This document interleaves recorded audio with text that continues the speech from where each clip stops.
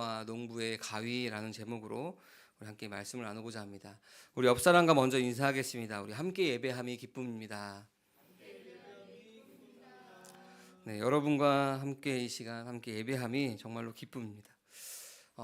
제가 예전에 한번 저희 아버지 살아계실 때 집에 있던 감나무에 대해서 말씀드린 적이 있습니다. 다 기억하시겠죠? 그 감나무를 보면은 정말 가지가 많았습니다. 너무 무성해서 저게 감나무인가 싶을 정도로 가지가 참 많고 잎도 항상 푸르르게 가득가득 찼었습니다. 그러니까 저의 눈으로 봤을 때, 야, 저 정도면은 정말 많은 감의 열매를 맺지 않을까라고 생각할 정도로 그 감나무가 참 무성했습니다. 그런데 제가 몇 번 말씀드렸던 것처럼 그 감나무에는 열매가 10손가락, 5손가락 안에 꼽을 정도로밖에 나지 않았습니다. 한 3개, 4개, 잘 맺으면 5개, 이렇게 나왔었습니다. 그러던 중에 아버지가 돌아가시고 나서 이제 그 나무를 보고 어떤 분이 이게 가지를 쳐야 열매가 많이 맺지라고 이야기하시더라고요. 그때 그분이 와서 가지를 쳐주고 그 다음에 보니까 감나무의 열매가 꽤 많이 열리더라고요. 이제 좀 넉넉하게 먹을 정도로 이제 많이 열렸었습니다. 그때 알았던 것이, 그냥 그때는 지식적으로만 알았지만 눈으로 본 것이 뭐였냐면은, 가지를 좀 쳐줘야 열매가 많이 맺을 수 있는 거구나. 내가 눈에 볼 때 정말 무성한 푸른 잎사귀를 맺는다고 해서 저 나무가 많은 열매를 맺는 것이 아니구나 라는 것을 알았습니다. 여러분, 나무 입장에서 볼 때는 어떨까요? 겉으로는 이렇게 잎이 멀쩡하고 무성한 가지가 많이 있습니다. 그런데 그 나무 입장에서 볼 때 갑자기 주인이 가지를 막 다 치는 거예요. 그럼 뼈를 깎는 같은 고통이 느끼겠죠. 내가 이렇게 푸르르게 잘 자랐는데 왜 나를 이렇게 잘라내버리지? 라고 생각할지도 모릅니다. 그러나 여러분, 우리가 잘 알다시피 불필요한 가지들을 잘라내야만 그 영양분이 엉뚱한 곳으로 흐르지 않고 가지를 잘 쳐야지 더 좋은 열매를 맺을 수가 있는 것입니다. 너무 당연한 얘기를 처음에 시작했나요? 여러분, 우리 신앙생활도 전 오늘 말씀을 묵상하면서 준비하면서 비슷하다라고 생각이 들었습니다. 왜냐면 여러분, 우리는 이 땅 가운데 참 치열하게 살아갑니다. 저도 일하는 목회자로서 참 치열하게 살아갑니다. 그래서 그런지 많은 사람들이 신앙생활 하면서도 그 치열함이 이 신앙생활 하면서도 같이 묻어나 있습니다. 내 힘으로 무언가 그럴듯한 열매를 맺으려고 발버둥을 칩니다. 그런데 여러분, 우리가 그토록 맺으려고 애쓰는 그 열매가 과연 무엇인가요? 세상의 성공입니까? 아니면 타인의 인정입니까?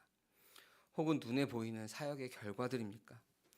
여러분, 만약에 우리가 이런 열매들을 맺기 위해서 우리가 혈안이 되어 있다면 우리는 필연적으로 그 맺어지지 않는 열매 때문에 영적인 고갈과 허무함을 경험하게 될 것입니다. 그럼 무엇을 하느냐? 그 허무함과 고갈 가운데 나를 숨기기 위해서 우리는 열심히 가면을 쓰게 됩니다. 그 가면도 더 이상 소용없게 되면은 우리는 어떻게 될지 모르는 거죠. 여러분, 내 힘으로 무언가 이루어내려 하면 할수록 내 영혼은 점점 메말라갈 것입니다. 그래서 우리가 그 메말라가는 가운데 있을 때 우리가 고난이 다가오면 어떠냐면은, 오늘 말씀의 표현을 빌리자면은, 가지치는 순간이 찾아오면은 우리는 두려움에 빠지게 됩니다.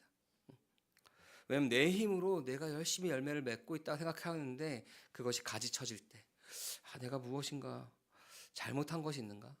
하나님 앞에서 내가 나도 모르는 잘못을 지어서 벌 주시는 것이 아닐까?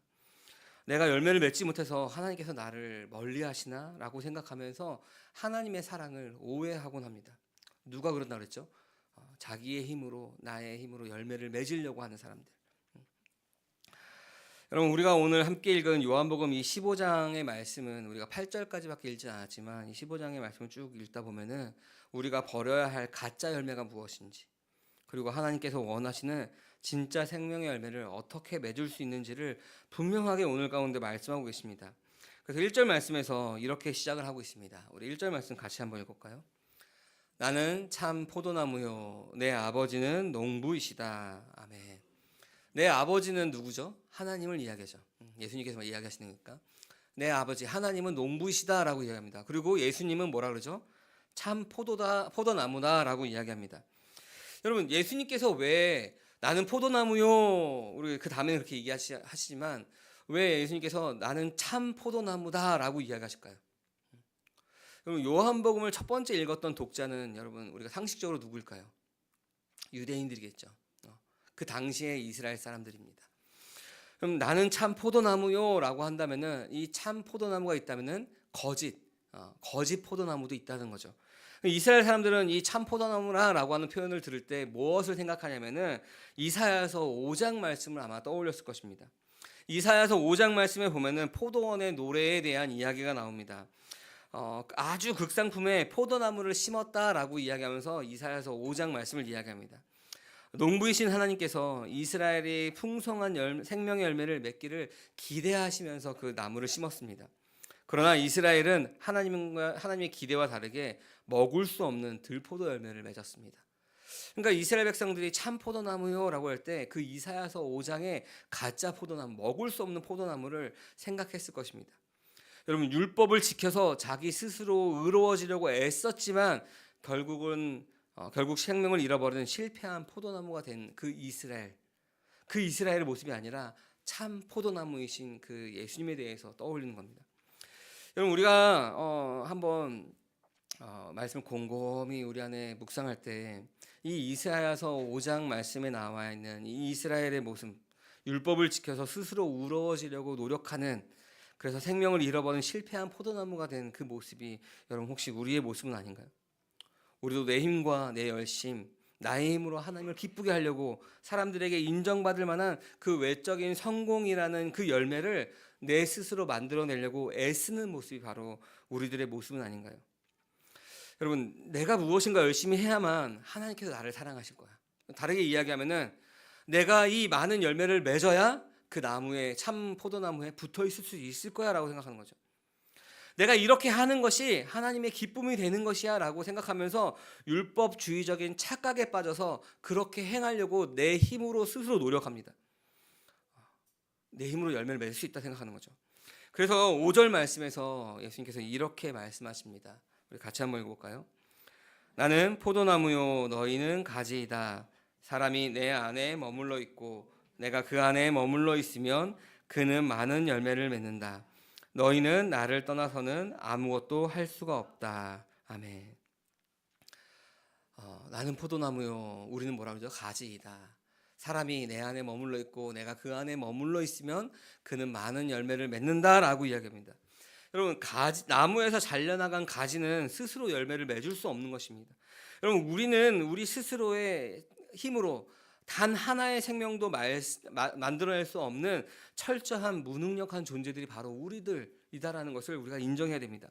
여러분 이 사실을 인정하는 것이 은혜의 시작입니다. 이렇게 실패하고 무능력한 우리에게 예수 그리스도께서 이 땅 가운데 참 포도나무로 오셨다는 것이 자신의 무능력함을 인정하는 자에게 복음의 소식이 되는 것입니다. 내가 열매를 맺을 수 없는데 그 예수님께 우리가 붙어만 있으면 내가 열매를 맺을 수 있는구나. 이게 복음의 소식이죠.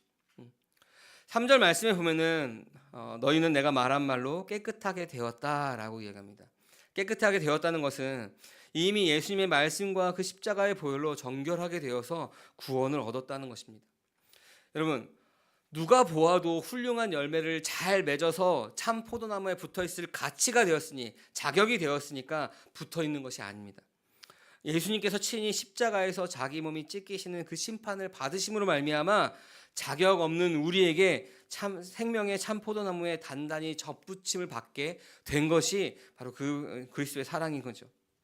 그러니 여러분 우리가 이제 내 행위로 무엇인가 증명해야 된다는 부담감을 여러분 내려놓으시기 바랍니다.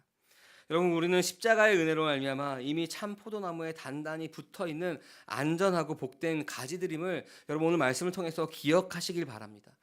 여러분 우리가 스스로 내 힘으로 만들어내는 것이 아니라 우리가 그 참 포도나무에 붙어있는 가지인 것입니다. 그런데 이거 제가 이 얘기할 때 그런 생각이 들 것입니다. 우리가 이미 십자가의 은혜로 참 포도나무에 안전하게 붙어있다고 하는데 왜 목사님 여전히 우리 삶에는 눈물과 고난이 찾아옵니까? 왜 우리 삶 가운데는 여전히 어려움이 있고 고난이 있고 그 눈물 가운데 힘들어하는 일들이 왜 내 삶 가운데 찾아옵니까? 붙어 있으면 된다고 했는데 여러분 그에 대한 대답이 2절 말씀에서 이렇게 말씀하고 있습니다. 우리 같이 한번 읽을까요? 네, 요한복음 15장 2절입니다. 시작. 내게 붙어 있으면서도 열매를 맺지 못하는 가지는 아버지께서 다 잘라버리시고 열매를 맺는 가지는 더 많은 열매를 맺게 하시려고 손질하신다. 아멘. 자, 우리가 이제 3절 말씀에서도 이야기하지만 전제는 뭐죠? 예수님께서 말씀하신 그 말로 깨끗하게 된 사람입니다. 참 포도나무에 붙어 있는 사람이다라는 전제가 있는 거죠. 자, 근데 붙어 있으면서도 열매를 맺지 못하는 가지는 아버지께서 다 잘라 버리시고 열매를 맺는 가지는 더 많은 열매를 맺게 하시려고 손질하신다라고 합니다. 가지를 대하는 두 가지 모습이 있죠. 두 가지 모습이 있는데 먼저는 열매를 맺지 못하는 가지는 잘라 버리시고 많은 열매를 맺는 가지는 더 많은 열매를 맺게 하시려고 손질합니다. 여러분 잘라내는 거랑 손질하는 거랑 똑같이 가지를 잘라내는 거죠. 같은 행위지만 다른 결과를 냅니다. 자, 두 가지를 잘라내는 모습을 보이지만 다른 의미를 가지고 있어요. 가지를 잘라낸다라고 할 때 헬라어는 뭐를 사용하냐면 아이레이라고 하는 단어를 사용합니다. 이 아이레이라고 하는 단어는 영원한 멸망과 단절, 심판을 의미하는 것이 바로 이 단어입니다. 근데 손질하는 가지는 이 단어는 뭐냐면은 카타이레라고 합니다. 여러분 우리가 아까 전제가 뭐라 그랬죠? 우리가 붙어 있는 사람, 이제 열매를 맺고 있는 사람입니다. 그러면은 우리에게 하나님께서는 여러분 고난 가운데 어려운 가운데 처하게 놓여 있는 것은 아이레이 하시는 것이 아니라 사랑의 연단인 카타이레의 손질의 의미입니다.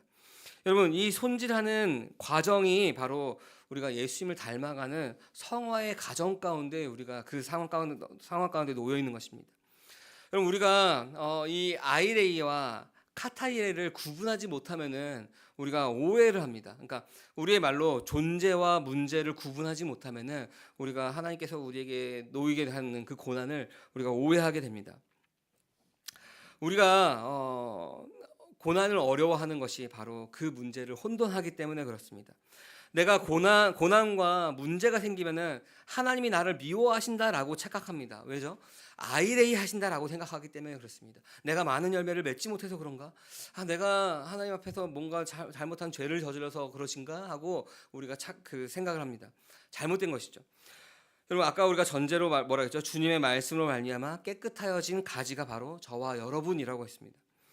여러분 우리 하나님 아버지는 참 포도나무에 붙어있는 여러분의 존재를 너무나 사랑하십니다. 아버지가 미워하시고 잘라내시는 것은 우리의 존재 자체가 아니라 우리의 옛사람의 모습입니다. 우리가 그리스도와 함께 십자가에 죽었습니다라고 고백하지만 여전히 우리 가운데 싸우고 있는 옛사람의 모습과 새사람의 모습 가운데 있는 그 옛사람의 모습을 하나님께 잘라내시는 것입니다.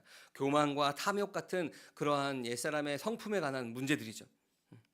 여러분 이 불필요한 가지들은 농부이신 하나님께서 깨끗하게 해서 여러분들을 더 거룩하고 아름답게 빚어나가는 과정 가운데 있는 것이 우리에게 고난과 역경과 환난들인 것입니다. 그래서 사도 바울은 뭐라고 이야기하죠? 그 정금과 같이 우리를 나아오게 하는 것이 바로 그 고난이다라고 이야기합니다. 사도 바울의 가시에 대해서 좀 얘기를 나누고 원합니다. 사도 바울은 그 가시를 가지고 있었습니다. 어떻게 보면 사도 바울에게는 그것이 하나님의 가지치기의 가위인 거죠. 고린도후서 12장 7절에 보면은 자신에게 주어진 하나님의 은혜에 대해서 이렇게 사도 바울이 고백합니다. 우리 12장 7절 말씀 같이 한번 읽어보겠습니다. 내가 받은 엄청난 계시들 때문에 사람들이 나를 그러므로 내가 교만하게 되지 못하도록 하나님께서는 내 몸에 가시를 주셨습니다. 그것은 사탄의 하수인이라고 할 수 있는데 그것으로 나를 치셔서 나로 하여금 교만해지지 못하게 하시라는 것이었습니다. 아멘. 사도 바울이 가진 고통이 얼마나 고통스러운지 이 가시를 뭐라고 표현하면 사탄의 하수인이라고 표현합니다. 그래서 사도 바울은 이 가시를 떠나게 해달라고 기도했습니다. 여러분 우리도 고난이 우리 가운데 떠나게 해달라고 기도하는 것처럼 사도 바울도 이 가시를 떠나게 해달라고 기도했습니다. 그런데 하나님께서 뭐라고 응답하시죠? 내 은혜가 내게 족하다. 이는 내 능력이 약한 데서 온전하여짐이다 라고 하나님께서 사도 바울에게 답을 하시죠. 여러분, 사도 바울에게 가시가 있는 것은 하나님께서 사도 바울을 미워하셔서가 아니라 우리가 지금 12장 7절 말씀을 읽었던 것처럼 사람들이 나를 과대평가해서 내가 교만해지지 못하도록 하나님께서 그 몸에 가시를 준 것입니다. 하나님께서는 그 육체의 가시라는 그 가위로 그를 가지치게 하신 것입니다. 더 많은 열매를 맺도록 하기 위해서. 사랑하는 성도 여러분, 여러분 지금 우리의 삶 가운데 고난의 가위질 당하는 것 같은 삶 가운데 있습니까? 여러분, 하나님께서 여러분의 존재를 아이레이 하시듯 존재를 버리신 것이 아니라 여러분을 너무나 사랑하셔서 더 많은 열매를 맺도록 다듬고 계시는 것입니다. 여러분, 그러면은 이제 그 고통 가운데, 고난 가운데, 삶에 이해할 수 없는 여러 가지 일들 가운데 그래, 나를 하나님께서 더 많은 열매를 맺어 가도록 다듬는 것이구나. 그러면 이제 내가 무엇을 해야 할 것인가 라는 여러분 물음이 생겨야 됩니다. 그 물음에 대한 대답이 바로 4절 말씀에 있습니다. 우리 요한복음 15장 4절 말씀 같이 한번 읽어보겠습니다. 내 안에 머물러 있어라. 그리하면 나도 너희 안에 머물러 있겠다. 가지가 포도나무에 붙어 있지 아니하면 스스로 열매를 맺을 수 없는 것과 같이 너희도 내 안에 머물러 있지 아니하면 열매를 맺을 수 없다. 아멘. 여러분, 무엇을 해야 한다라고 하죠? 머물러 있어라라고 이야기합니다. 머물러 있어라. 여러분, 요한복음 15장 말씀에 이 머물러 있어라, 머물르라 하는 이 단어가 11번이나 반복됩니다. 이 11번이나 반복한다는 말은 굉장히 중요하다는 것이죠. 그만큼 중요한 것이 뭐냐면은 머물러 있는 것입니다. 열매를 맺기 위해서 스스로 용을 쓰며 땀을 흘리라라고 말씀하시지 않죠. 그냥 나무에 머물러 있어라, 찰싹 붙어 있으라라고 이야기합니다. 우리가 앞에서 이야기했던 것과 계속 연결되는 것인데, 무엇을 할 것인가를 고민하기 이전에 주님과 함께 존재하는 것, 주님과 함께 있는 것, 그 안에 머물러 있는 것에 우리가 집중해야 됩니다. 우리가 하는 것에 집중하는 것이 아니라 머물러 있는 것, 내 존재가 어디에 있느냐라는 것에 여러분 집중해야 되죠. 여러분, 순서에 대한 이야기를 계속 말씀드립니다. 우리가 먼저 해서 그 안에 머무르는 것이 아니라 머무름으로 말미암아 우리가 할 수 있는 것입니다. 여러분, 그 일하는 건, 우리가 해야 하는 행함은 머물러 있음으로 자연스럽게 나오는 것입니다. 여러분, 가지가 나무에 붙어 있으니 열매를 맺는 것이지 열매를 맺음으로 가지에 붙어 있는 것이 아니죠. 여러분, 우리가 붙어 있다면, 우리의 존재가 하나님과 함께 그 안에 머물러 있다면 그 다음에 우리의 신앙생활의 행함은 그 이후에 자연스럽게 나오는 것입니다. 성령님께서 이제 우리가 붙어 있을 때 우리 마음 안에 그 마음을 불어 넣어 주십니다. 무엇을 행할 것인지, 어떻게 할 것인가에 대한 그 말씀들을 하실 것입니다. 그러면 그때 그 말씀에 순종하면 되는 것입니다. 우리 그 말씀하시는데, 성령님, 나는 아직 그것을 할 단계는 아닌 것 같아요. 겸손해 보이죠? 아닙니다. 교만입니다. 하나님이 말씀하시는데 내가 못한다라고 하는 교만이죠. 내가 할 수 있습니다라고 하는 것도 교만이지만 나는 못합니다라고 하는 것도 교만입니다. 왜냐하면 그 하나님의 능력을 내가 못한다라고 치부하기 때문에 그런 것이죠. 말씀하시면 그 말씀에, 하나님, 나는 할 수 없지만 그 말씀에 순종하여서 하겠습니다라고 그 말씀에 순종해야 합니다. 붙어 있으면 이제 그 말씀에 순종하는 일들을 우리가 해야 하는 것입니다. 여러분, 이때는 순종하지 않는 것이 문제가 되는 것입니다. 그 순종하는 말씀이 공동체 안에서의 사랑의 수고일 수도 있습니다. 또한 여러분, 우리가 각자의 삶 가운데, 제가 여러분들의 삶들 다 살지 못하니까 다 알지 못하지만 여러분 한 사람 한 사람 삶 가운데 하나님께서 하시는 그 말씀들이 있을 것입니다. 여러분의 삶의 과정 가운데 빚어나가셨던 그 하나님의 그 말씀하심에 여러분 순종하면 되는 것입니다. 여러분, 그 전에 중요한 것이 뭐라고 그러죠? 하나님 앞에 그 안에 머물러 있는 것, 붙어 있는 것, 주님과 함께 하는 것이 중요한 것입니다. 그리고 그 다음에 그 하나님 말씀하시면은 그 말씀대로 행하면 되는 것입니다. 여러분, 그 모습이 우리가 성화되어 가는 모습이죠. 그래서 여러분, 참된 성화는 내가 애를 써서 이것이 그리스도를 닮아가는 모습이니까 내가 이 모습을 내가 성취해야지 하고, 사랑의 모습도 내가 성취하고, 희생의 모습도 내가 성취하고, 내가 섬김의 모습도 내가 성취하고 막 하다 보면 어떠죠? 여러분, 가지가 나무에 붙어있지 않고 그렇게 하다 보면은 우리 안에 공허하고 허탈한 번아웃이 오게 되는 거죠. 그런데 우리가 가지가 나무에 붙어 있으므로 그 생명의 공급을 받으면 여러분, 우리는 그걸 할 수가 있는 것입니다. 내 힘으로 억지로 찌어내는 것이 아니죠. 여러분, 억지로 찌어내서 그것을 내가 성화의 삶을 성취해내면은 그 또한 나의 의고 나의 자랑이 되어버리는 것입니다. 진짜 성화는, 참된 성화는 참된 포도나무이신 그 예수님에 온전히 붙어 있을 때, 그 주님의 생명이 내 안에 흘러 들어올 때 나를 자연스럽게 변화시켜 나가는 것입니다. 그래서 여러분, 제가 자주 하는 말인데, 믿음의 결국은 자연스러움이라고 말하는 겁니다. 내가 이걸 해야지, 물론 그 행함에 해야지 하는 그 결단에 우리가 훈련도 필요합니다. 그러나 결국은 그것이 우리 삶 가운데 자연스러워져야 하는 것입니다. 우리의 행위가 나의 존재를 바꾸는 것이 아니라 그리스도 안에 머무는 것이 거룩한 행위와 그 열매를 낳고 맺어가는 것입니다. 여러분, 그러면 우리가 또 한 가지 질문이 생기죠. 무슨 질문이냐면은, 그러면 내가 그동안에 이렇게 신앙생활하는 것이 내가 그리스도 안에 머물러 있다라고 생각했는데, 이것이 내가 그리스도 안에 머물면서 내가 머무는 것을 증명한다라고 생각했는데, 그러면 그리스도 안에 머무는 것이 무엇일까요? 여러분, 우리가 다 잘 알고 있는 말씀입니다. 우리 7절 말씀에 이렇게 말씀하고 있습니다. 요한복음 15장 7절 같이 읽겠습니다. 너희가 내 안에 머물러 있고 내 말이 너희 안에 머물러 있으면 너희가 무엇을 구하든지 다 그대로 이루어질 것이다. 아멘. 여러분, 우리가 거듭남의 시작은 그 복음을 듣고 우리가 어떻게 되죠? 우리의 옛사람이 그리스도와 함께 십자가에 못 박혀 새 사람이 된 그것이 시작이죠. 그 다음에 우리가 그 머물러 있는 것은 하나님의 말씀이 내 생각과 내 마음을 다스리게 우리 자신을 온전히 내어드리는 삶을 사는 것입니다. 내 고집, 내 욕심, 내 유익, 나의 만족이 아니라 그분의 말씀이 내 안에 머무르게 하는 것입니다. 그러면 여러분, 우리 안에 놀라운 변화가 일어납니다. 오늘 말씀에서 나오듯이 먼저 기도가 바뀌죠. 내 욕망을 채워달라고 하는 그 떼쓰던 기도가 아닙니다. 이 땅의 것을 구하는 땅에 속한 기도가 아닙니다. 하나님 아버지의 뜻을 구하는 기도로 바뀌게 됩니다. 그래서 우리가 그 안에 머물러 있으면 무엇을 구하든지 다 그대로 이루어지리라고 말씀하시는 것입니다. 여러분, 얼마 전에 어떤 목사님이 제가 그 목사님 말씀에 참 동감을 했는데, 뭐라 그러냐면은, 한국 교회 성도들은 하나님을 정말 사랑하지만 말씀을 잃지 않는다. 와, 맞다. 하나님을 사랑하지만 말씀을 잊지 않아요. 하나님 정말 사랑해서 열심을 다하는데 말씀하고는 멀리 있어요. 그럼 어떤 일들이 벌어지죠? 하나님을 사랑하지만 그 하나님을 사랑하는 모습이 내가 생각하는 방식대로 나가는 거예요. 말씀대로 하는 것이 아닙니다. 잘못된 우리 로마서 10장 말씀에 있는 것처럼 내 방법, 내 생각대로 하죠. 하나님의 의는 멀어지고 나의 의를 세우는 일들로 합니다. 왜 그러죠? 하나님을 사랑하지만 말씀하고 멀리 있기 때문에 그래요. 말씀을 읽지 않아요. 말씀을 묵상하지 않습니다. 여러분, 우리가 하나님 말씀 안에 머무르기 위해서는 먼저는 우리의 존재가 거듭나야 되죠. 우리가 죄인이구나, 내가 죽어야 되는 죄인이구나 깨닫고, 우리 옛사람이 그리스도와 함께 십자가에 못 박혀 죽고 새 사람이 된 그 경험이 있어야 됩니다. 그리고 나서 우리가 하나님 그 그리스도 안에 머물러 있기 위해서는 그 말씀을 우리가 매일매일 묵상해야 됩니다.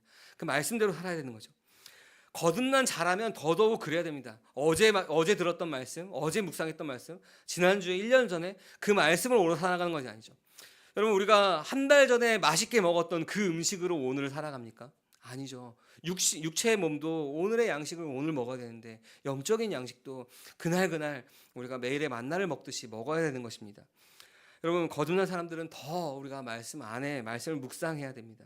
그래서 여러분, 하루에 온전히 집중할 수 있는 그 시간, 그 말씀을 묵상할 수 있는 그 시간들을 여러분 각자가 좀 정했으면 좋겠습니다. 제가 이때 하세요라고 하면 좋겠지만, 여러분들 저는 새벽 시간이 참 좋습니다. 새벽에 좀 다른 남들보다 좀 일찍 일어나는 것이 습관이 되어 있어서 새벽에 새벽 예배가 끝나고 혼자 묵상하는 것이 참 좋습니다. 여러분들도 아마 그런 시간들이 있을 것입니다. 저녁이든 아니면 점심이든 저처럼 새벽이든, 자녀를 키우는 분들은 자녀에게 방해받지 않은 혼자 오롯이 하나님 앞에 그 말씀 앞에 독대할 수 있는 그 시간들, 여러분 그 시간들을 꼭 지켜야 됩니다. 그래야 우리가 그 말씀이 우리 안에서 계속 경험되어지고 그 말씀대로 살아가고, 그래서 우리가 그분 안에 머물러 있을 수 있는 것입니다. 그렇게 우리가 매일의 일상 속에서 말씀과 기도로 나아갈 때 우리가 억지로 짜내는 행위의 결과가 아니라 자연스럽게 맺어가는 그 생명의 열매를 맺을 수가 있는 것입니다. 그래서 8절 말씀처럼 그렇게 우리가 맺어 나갈 때 하나님께 영광이 되는 것입니다. 사랑하는 성도 여러분, 예수님이 자신의 생명을 내어주면서까지 그리고 하나님께서 그 가지치기를 하시면서까지 우리의 삶에 맺고자 하는 진짜 생명의 열매는 무엇일까? 여러분, 우리가 8절까지밖에 읽지 않았지만 8절 이후의 말씀을 쭉 읽다 보면은 서로 사랑하는 것에 대한 이야기가 나옵니다. 우리가 생각할 때 전에 그 생각했던 열매는 무엇인가 화려한 열매일 수도 있습니다. 목사인 저에게 가장 큰 유혹은 교회가 막 빨리 부흥하고 성장하는 것이 그것이 열매라고 생각하는 것이 가장 큰 유혹이죠. 그럼 그렇게 겉보기에 화려한 열매일 수 있습니다. 여러분들은 어떤 것이 열매다라고 생각했습니까? 오늘 말씀에서 같이 묵상했듯이 진짜 생명의 열매는 우리의 성품이 그리스도를 닮아가는 겁니다. 변화되는 것입니다. 그리고 우리가 영혼을 살리는 사랑을 보이는 것이 바로 우리에게 진짜 진짜 생명의 열매인 것입니다. 나를 핍박하고 찌르는 사람을 통하여서 예수님처럼 오래 참고 품어주는 그 사랑과 온유의 성품의 열매들, 우리가 갈라디아서 5장과 6장에 나오는 그 열매들이 있죠. 여러분, 그러나 무엇보다 하나님을 알지 못해서 죽어가는 영혼들에게 복음을 전하여서 그들을 영생으로 인도하는 일이야말로 하나님께서 가장 기뻐하시는 열매가 될 것입니다. 여러분, 지난주 우리가 그런 광고를 했습니다. 우리가 한 영혼을 품고 기도하는 시간을 가지자. 꼭 우리 교회가 아니어도 좋습니다. 그러나 여러분, 그 한 영혼을 품고 우리가 좀 기도했으면 좋겠습니다. 그 영혼을 품고 기도할 때 이 사람이 나에게 하나님에 대해서, 예수님에 대해서 물어볼 때 내가 어떻게 복음을 전할까를 우리는 그 기도를 통해서 준비할 수 있는 것이죠. 여러분, 한 알의 미랄이 땅에 떨어져 죽지 않으면 많은 열매를 맺을 수 없습니다. 예수님께서 이 십자가에 죽으셔서 많은 열매를 맺었던 것처럼 우리도 그렇게 한 알의 미랄이 되어서 많은 열매를 맺어야 되는 것입니다. 사랑하는 성도 여러분, 고난 속에서도 나를 빚어가시는 그 농부이신 아버지의 선하신 가위질에 우리의 삶을 온전히 내어 맡기시길 원합니다. 왜 나를 뼈를 깎는 고통 가운데 다 잘라내시지? 그것이 아니라 여러분, 나를 많은 열매를 맺어 나가도록 나를 다듬어 가시는 것입니다. 그리고 매일 말씀과 기도로 참 포도나무이신 그 주님의 품에 우리가 거하길 원합니다. 그래서 우리의 삶이 헛된 성공을 자랑하는 삶이 아니라 우리 한 사람 한 사람이 작은 예수가 되어서 그리스도를 더 닮아가고 더 나아가 하나님의 미랄로 죽어서 내 곁에 있는 이웃을 살리고 영혼을 구원하는 생명의 열매를 가득 맺는 자가 되기를 주님의 이름으로 간절히 축원합니다. 아멘. 이 시간 우리 함께 오직 예수뿐이네 함께 찬양하시면서 우리 결단의 기도를 함께 나누기 원합니다. 기도를 드리기 원합니다. 오직 예수뿐이네 함께 찬양하겠습니다.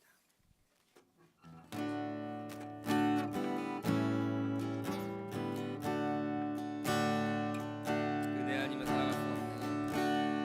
은혜 아니면 살아갈 수가 없네. 호흡마저도 다 주의 것이니 세상 평안과 위로 내게 없어.